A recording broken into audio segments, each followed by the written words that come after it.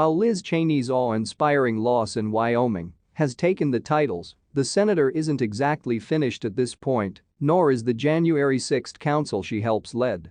The Daily Caller has another report out presenting what gives off an impression of being a quite enormous irreconcilable situation, including a project worker the board has recruited with your duty dollars.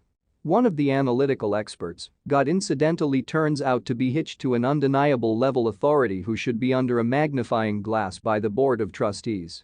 Apparently, the January 6 board exists to look at the disappointments that happened on that day to prescribe changes to forestall a future break of the Capitol building.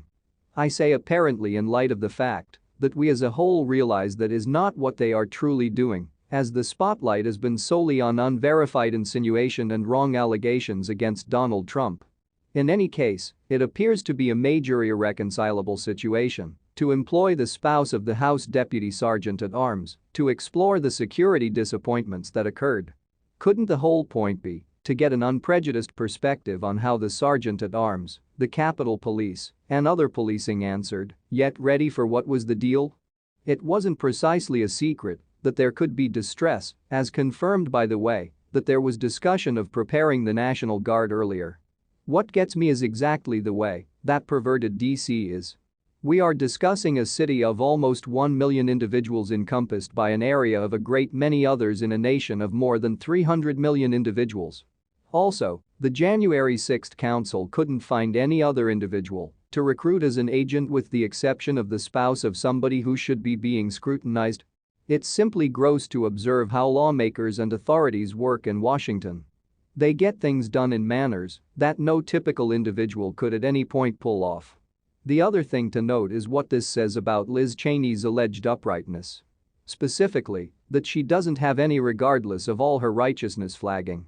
Cheney is as much a piece of the marsh as any other person in and around the expressway, and she obviously couldn't care less about working the January 6 panel in a dependable manner.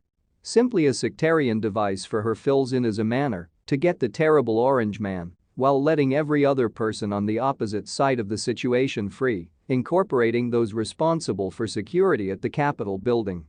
The House Select Board examining January 6, 2021, has been drawing in with previous Secretary of State Mike Pompeo, and he could sit for a shut entryway testimony with the board when this week, numerous sources acquainted with the panel's timetable tell CNN. Pompeo's potential appearance comes as the Board of Trustees has shown an expanded interest in individuals from then-President Donald Trump's cabinet. A source associated with the board's examination said they are especially inspired by discussions encompassing the 25th Amendment after the occasions of January 6.